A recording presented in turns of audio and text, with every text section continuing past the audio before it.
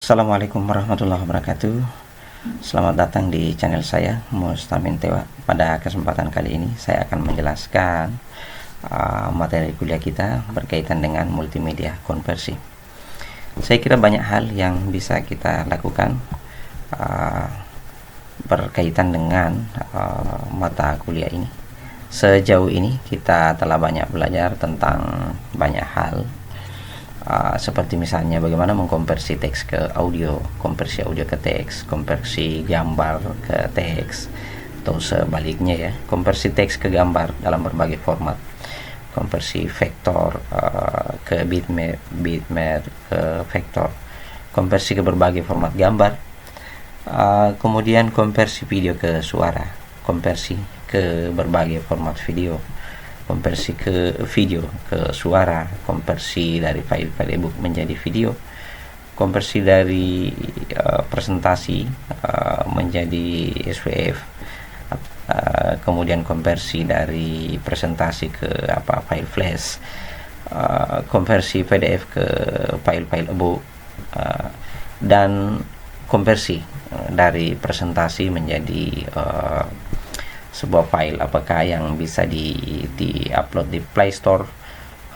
yang bisa dijalankan melalui Android, dan berbagai konversi lainnya. Saya kira banyak jenis konversi yang memang harus dipelajari tergantung dari kebutuhan kita. Namun perlu disadari bahwa di tempat kita belajar adalah Anda akan dididik menjadi calon-calon guru, sehingga paling tidak konversi-konversi ini diharapkan dapat membantu Anda kelak dalam melakukan aktivitas sebagai guru. Sehingga saya kira memang harus mahir ya. Kita harus mahir melakukan konversi, sehingga contoh paling kecil untuk saat ini kadang-kadang kita dikirimi dokumen lalu tanda tangan digital dari jarak yang jauh karena kita tidak bisa bertemu dengan kondisi pandemi seperti yang sekarang kita hadapi ya. Dan hal-hal lain, bagaimana membangun tutorial yang memudahkan kita membuat media-media pembelajaran yang tadinya belum berbentuk menjadi sebuah tutorial multimedia yang bisa bermanfaat untuk kita ajarkan ke anak-anak kita. Saya kira dunia seperti ini memang sangat penting untuk dipelajari oleh siapapun, terkhusus lagi kepada Anda sebagai calon guru di masa yang akan datang. Tentu di dalam penggunaan aplikasi ini kita tidak terlepas dari tools-tools pembantu. Lebih awal saya akan menyampaikan, saya belum akan menjelaskan ini secara keseluruhan, baru prolognya, dan ini juga bisa berkembang seiring dengan perkembangan dari teknologi saat ini, baik dari sisi perangkat maupun dari sisi perangkat keras maupun dari sisi perangkat lunaknya. Tools-tools pembantu saya kira memang pada dasarnya kita akan berhadapan pada dua hal, apakah nantinya kita melakukannya berbasis komputer maupun berbasis smartphone ya, karena sekarang untuk versi Android sangat berkembang. Saya kira ini sangat memudahkan kita. Jauh-jauh sebelumnya kita melakukan praktikum ini sangat terbatas, dan kita juga tidak bisa mengembangkan kepada banyak hal karena aplikasi-aplikasi begitu terbatas, sehingga yang kita gunakan adalah aplikasi yang ada, lalu itu yang coba kita kaji lebih jauh. Kalau sekarang ini sudah sangat berkembang karena aplikasi begitu banyak, dan konversi-konversi itu bisa dimekarkan kepada banyak jenis konversi untuk berbagai macam keperluan. Nah, untuk tools pembantu saya kira karena ini adalah dunia multimedia, maka tentu tidak jauh dari teks, gambar, audio, video, animasi. Saya kira tidak jauh dari situ, sehingga aplikasi-aplikasi yang akan kita gunakan juga adalah aplikasi-aplikasi multimedia yang bisa melakukan konversi ke format-format yang lain. Lalu disitulah kita belajar melihat apakah nanti misalnya satu file yang kita konversi, apakah hasilnya bisa terjaga dengan baik. Kalau itu suara, apakah tetap suaranya itu tidak mengurangi kualitasnya. Sama juga dengan gambar, apakah gambar yang setelah dikonversi ke format tertentu, apakah gambarnya tetap utuh, bisa di display dengan baik, dengan kualitas yang baik. Nah, itu perlu kita pahami ya. dan konversi-konversi dalam penggunaan yang lain. Nah, di sini bisa kita lihat, saya kira konversi itu bisa kita menggunakan khusus pembantu berbasis text editor. Kemudian kita juga membutuhkan screen capture untuk membuat video-video dari tugas-tugas kita. Kemudian ini sama ya, text editor. Ini aplikasi teks dari berbagai format, saya kira banyak. Kemudian aplikasi gambar, aplikasi yang berkaitan dengan suara, aplikasi yang berkaitan dengan video, dan aplikasi yang berkaitan dengan animasi.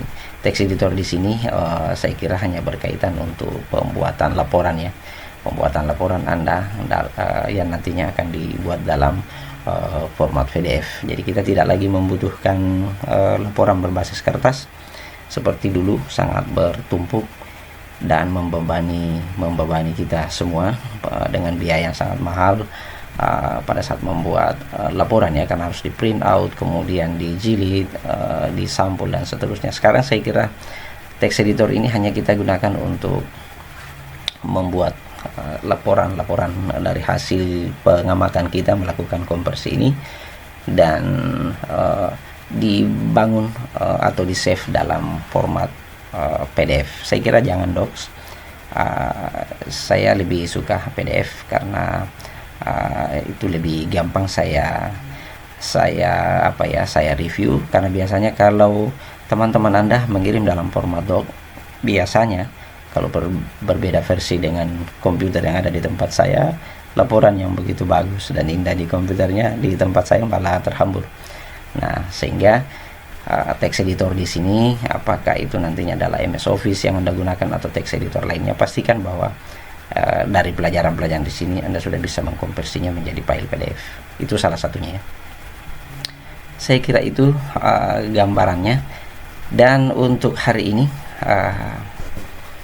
saya juga akan menjelaskan bahwa aplikasi-aplikasi yang akan kita gunakan tidak mesti bahwa itu harus aplikasi full versi ya, karena mungkin mencarinya sulit dan sebagian berbayar. Nah, maka semua yang ada di sini, karena ini hanyalah kebutuhan untuk eksplorasi keilmuan, maka Anda boleh menggunakan aplikasi dengan jenis apapun, dalam arti bahwa kalau Anda memiliki full versionnya silahkan, kalau Anda menggunakan trialnya silahkan ya, itu boleh semua digunakan, atau shareware-nya. Kenapa? Karena kalaupun versi trial misalnya, kan masih ada kesempatan kita dalam batas 7 hari ataupun sampai 30 hari, sehingga menurut saya pada saat Anda menginstalasi itu, kita bisa meramu laporan kita atau bereksplorasi dengan aplikasi itu untuk melihatnya lebih jauh, bahwa kira-kira aplikasi yang kita gunakan itu apa fungsinya, sejauh aplikasi ini misalnya bisa ngapain ya, dan seterusnya. Oke, sebagai pertemuan hari ini saya akan mencoba menunjukkan salah satu aplikasi bagaimana kita mengkonversi teks ke audio. Saya akan menggunakan aplikasi berbasis komputer, berbasis Android. Kalau versi komputernya saya kira juga mungkin saya punya yang sudah saya instalasi di sini. Dan mari kita lihat. Oke, ini saya akan coba dulu.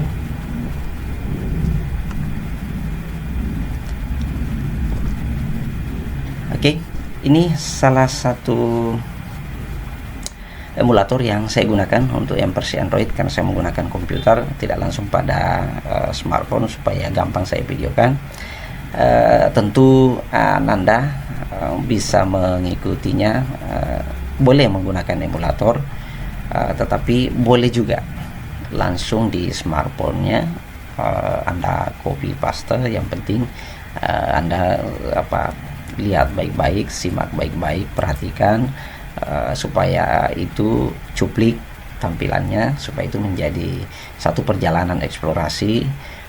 Kita menggunakan teknologi sehingga itu bisa menjadi pelajaran buat kita dan bisa di-share dalam bentuk laporan ya, karena itu yang akan saya lihat.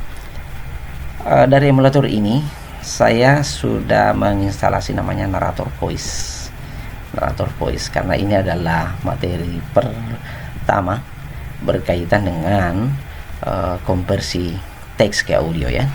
Jadi contohnya gini, tentu syaratnya adalah aplikasi ini tentu harus Anda install. Kemudian ini ada iklannya ya. Oke.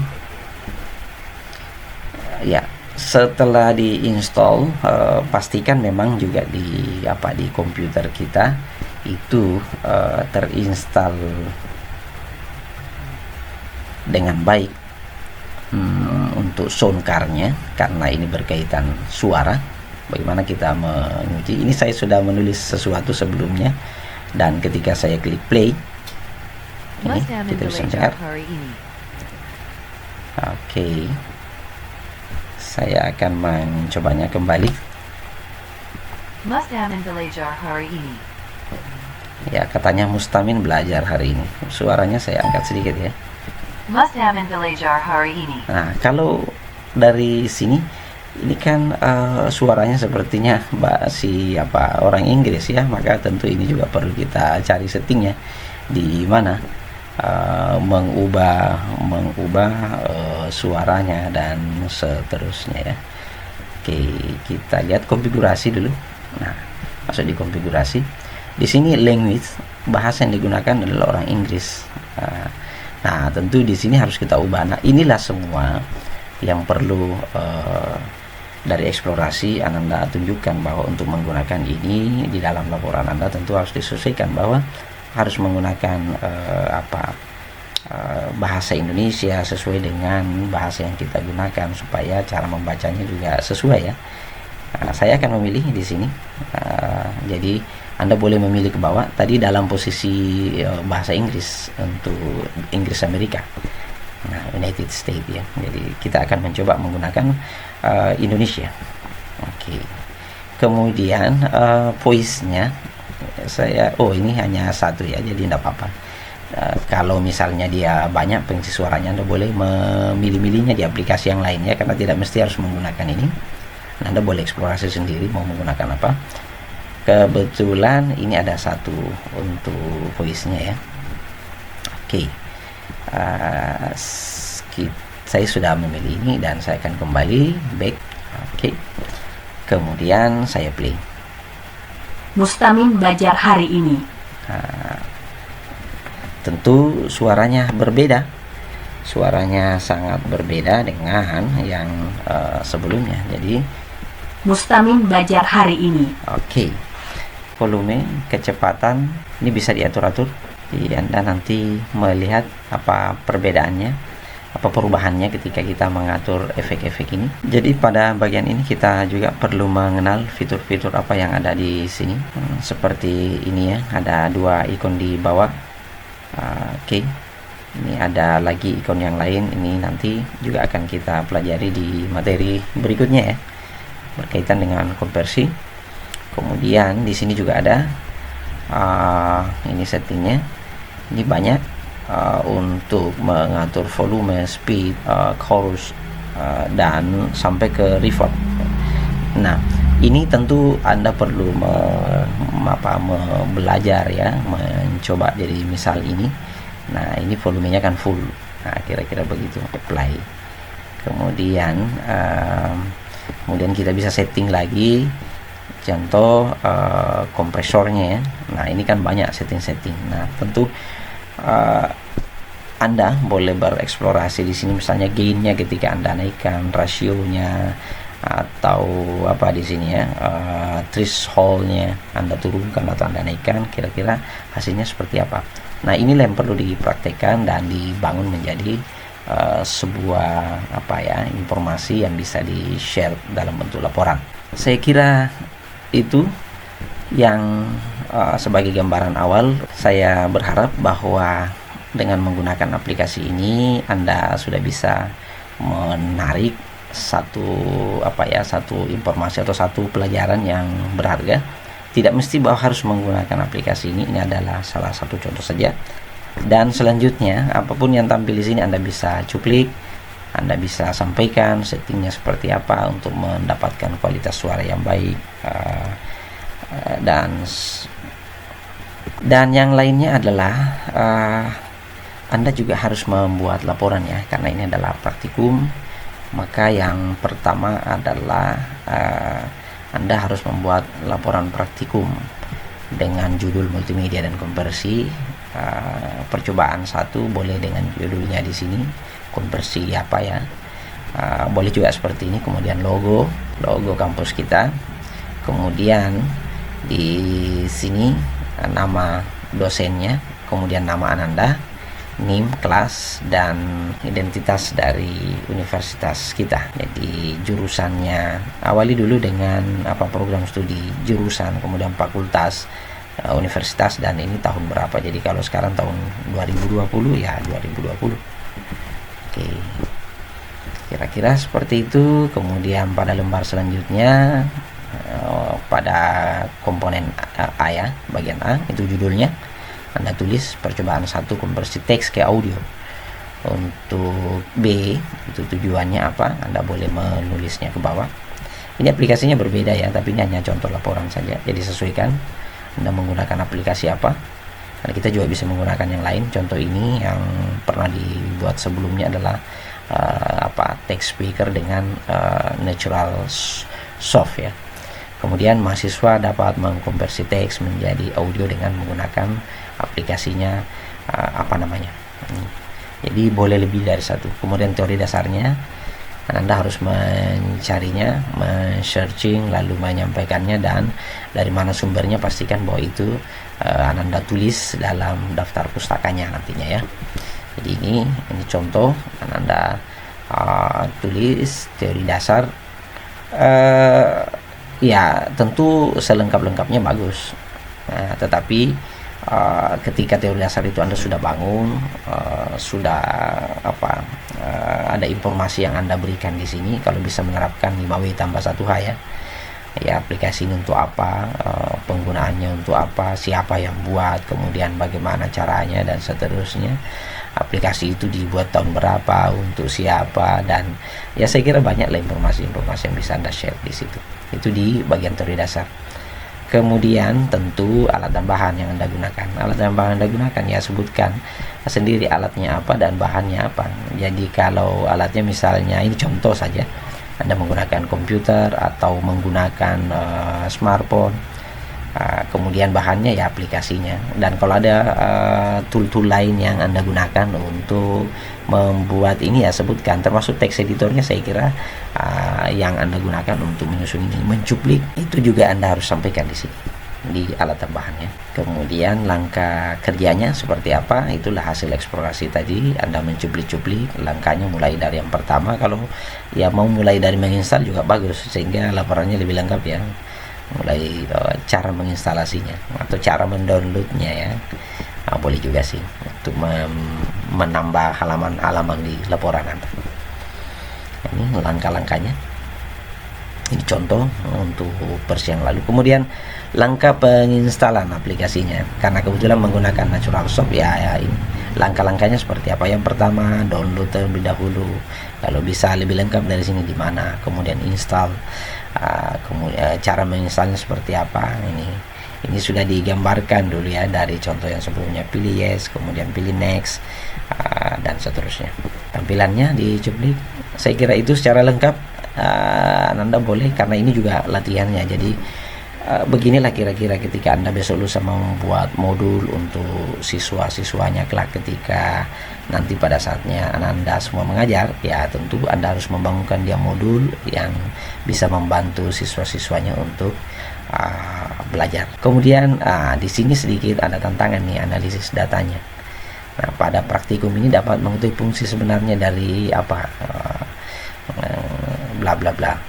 aplikasi yang digunakan untuk mengubah teks yang tertulis menjadi suara dan seterusnya. Jadi Anda perlu berlatih membangun sebuah analisa berkaitan dengan apa yang Anda praktekkan.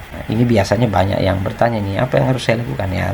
Tentu ketika kita melakukan mengambil satu aplikasi, mengeksplorasinya, melihat lebih jauh, ya disitulah kita melakukan analisa. Oh, suara ini untuk apa ya?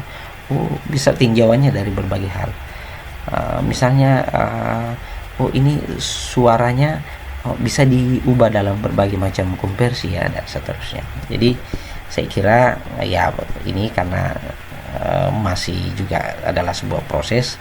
Tentu di dalam Anda membangun ini, dan begitu ada kendala, Anda bisa berkomunikasi dengan saya di dalam grup yang kita siapkan untuk tetap mengarahkan Anda supaya tidak melenceng jauh dari apa yang harus kita sampaikan. Tetapi saya akan lebih senang ketika Anda secara mandiri mencoba membangun ini, kan koreksinya juga tetap saya akan sampaikan ya. Jadi ketika laporan itu sampai ke saya, ada sesuatu yang saya anggap kurang atau mungkin berlebihan, ya tentu saya akan koreksi. Koreksi itu penting untuk ya dari review nanti yang akan kita lakukan. Kemudian kesimpulan yang Anda bisa tarik. Kesimpulan apa dari percobaan aplikasi yang Anda gunakan tersebut?